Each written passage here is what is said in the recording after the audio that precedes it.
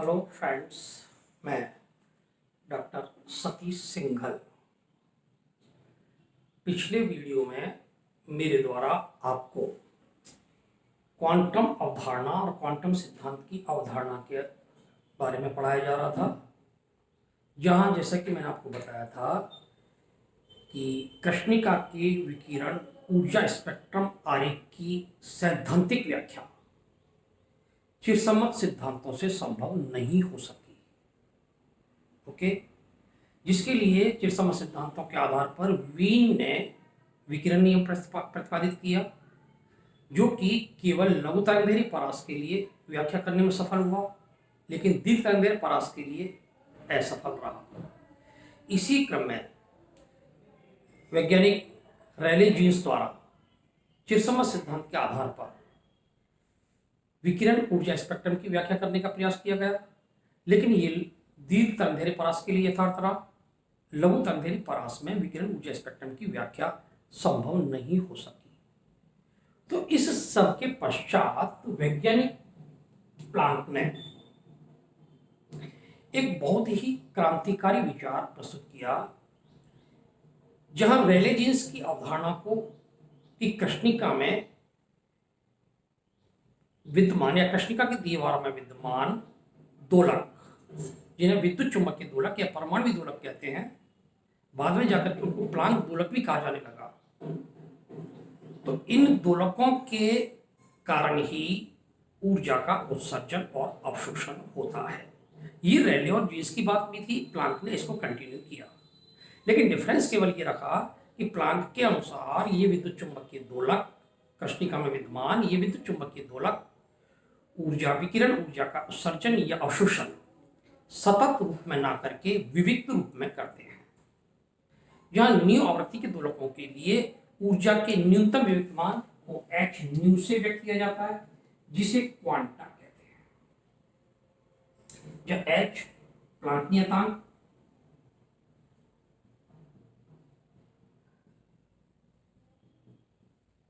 जिसका मान 6.63 into 10⁻⁻34 joule second new दोलक की आवृत्ति, और ये सिद्धांत कहलाया प्लांक का क्वांटम, प्लांक की क्वांटम परिकल्पना और प्लांक का क्वांटम सिद्धांत। तो ओवरऑल यदि मैं ध्यान दूं कि प्लांक का क्वांटम सिद्धांत क्या है कि कृष्णिका में विद्यमान विद्युत चुंबकीय दोलक ऊर्जा का उत्सर्जन या अवशोषण सतत रूप में ना करके विविक्त रूप में करते हैं।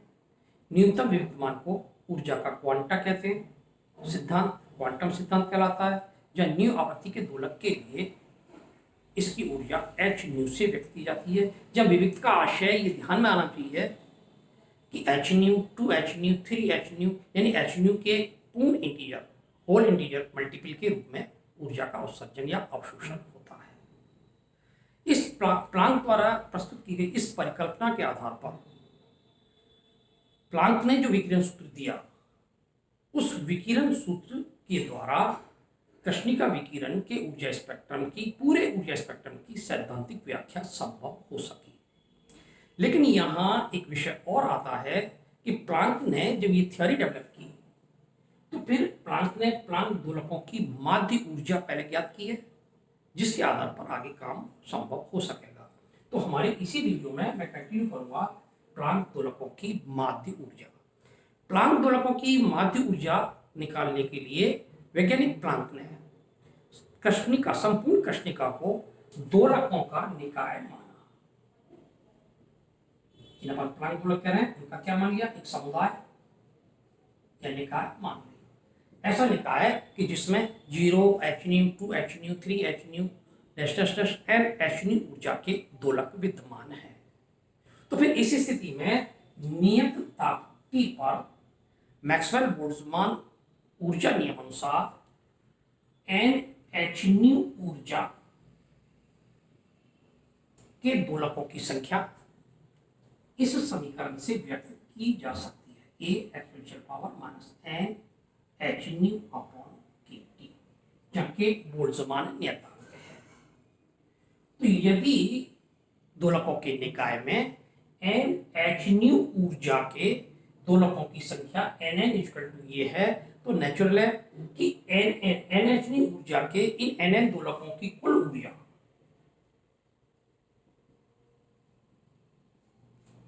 NH ऊर्जा के दोलकों की कुल ऊर्जा क्या होगी, से En equal to nn NH। तो फिर कृष्णिका में विद्यमान सभी दोलकों की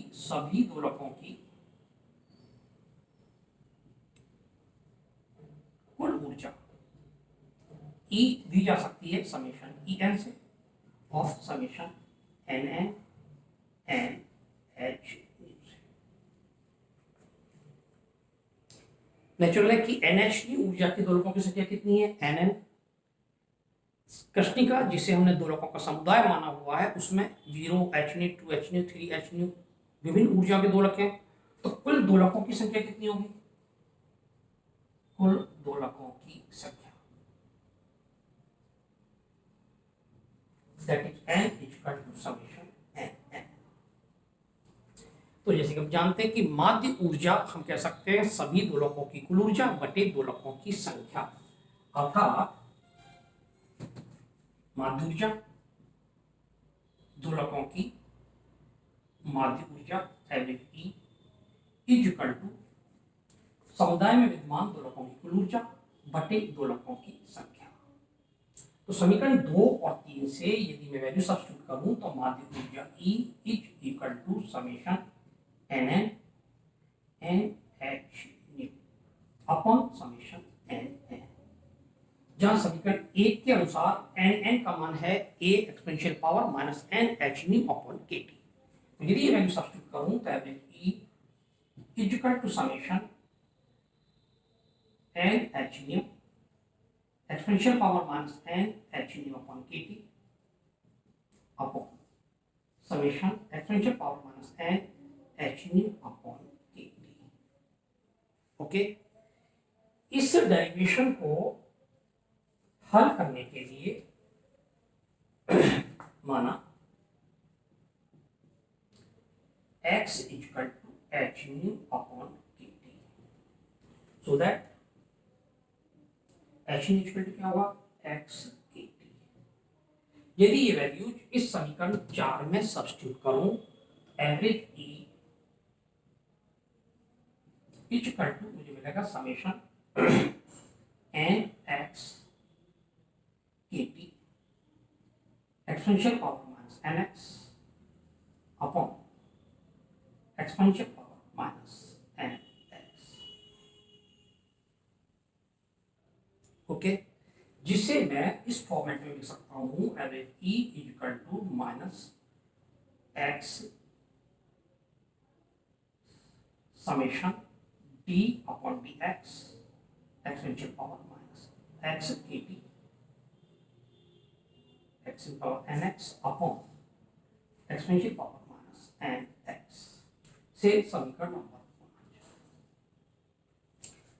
जहां e की power minus nx means 1 plus e की power minus x plus e की power minus 2x plus dash dash dash, जो कि एक अनंत विस्तार की गुणोत्तर श्रेणी है जिसका मान होगा 1 अपॉन 1 माइनस e की पावर माइनस x। तो फिर डिफरेंशिएशन ऑफ e की power minus nx that is differentiation of 1 upon 1 की पावर e माइनस x की वैल्यू मुझे मिलेगी minus ex upon 1 minus e की पावर माइनस x का होल स्क्वायर। तो e की पावर माइनस nx और e की पावर समेशन के फॉर्म में इनकी वैल्यू यदि यहां सब्स्टिट्यूट की जाए तो समीकरण 5 से मुझे मिलता है माध्य ऊर्जा average E equal to minus x kt minus और माइनस फॉर्मल की है, तो इसे एक बार आपको समझाने के लिए माइनस e की power minus x upon 1 minus e की पावर माइनस x का whole square upon 1 upon 1 minus e की power minus x, that is average E is equal to X K T upon और E की power minus X upon 1 minus E की power minus X, या average E is equal to X K T upon exponential power X minus 1। यदि मैं यहाँ x का मान substitute कर दूं जो कि अपने लिए रखा है x equal to H nu upon k T, तो ध्यान रखना चाहिए मुझे average E is equal to क्या मिलेगा, H nu upon exponential power H nu upon k T minus 1। ये समीकरण प्लांक द्वारा प्रस्तुत की गई क्वांटम परिकल्पना के आधार पर प्लांक कृष्णिका में विद्यमान प्लांक दोलकों की माध्य ऊर्जा को व्यक्त कर रहा है जो कि ताप T पर निर्भर कर रही है। जबकि ध्यान रखिए मैक्सवेल बोल्ट्जमान ऊर्जा समविभाजन नियम बात कर रहा है कि ऊर्जा एक समान रूप से वितरित रहती है और प्रत्येक कंपन विधा संख्या के कंपन विधा के लिए ऊर्जा का मान kT होता है। रैली जीन्स इस सिद्धांत को लेकर आगे बढ़े थे। प्लांक एक नई थ्योरी डेवलप करके अपने सिद्धांत को बढ़ाते हुए उन्होंने माध्य ऊर्जा को इस समीकरण से व्यक्त किया। मैं अगेन रिपीट कर दूं, प्लांक ने कृष्णिका विकिरण ऊर्जा स्तर आरेख की पूरे आरेख की सैद्धांतिक व्याख्या के लिए जो परिकल्पना प्रस्तुत की है, उस परिकल्पना में रेले जीन्स द्वारा प्रस्तुत कृष्णिका में विद्यमान विद्युत चुंबकीय दोलकों की अवधारणा को सही माना है। प्लांक भी रेले जीन्स को सहमत होता है कि कृष्णिका में दीवारों में विद्युत चुंबकीय दोलक विद्यमान है जो दोलन करते हुए ऊर्जा का उत्सर्जन और अवशोषण कर रहे हैं। ओके, लेकिन रेले जीन्स और प्लांक की थ्योरी में जो अंतर आ रहा है वो ये कि रेले जीन्स ऊर्जा के उत्सर्जन और अवशोषण की प्रक्रिया को सतत मान रहा है, जबकि प्लांक इसका विविध रूप मानते हुए क्वांटम सिद्धांत की बात कर रहा है।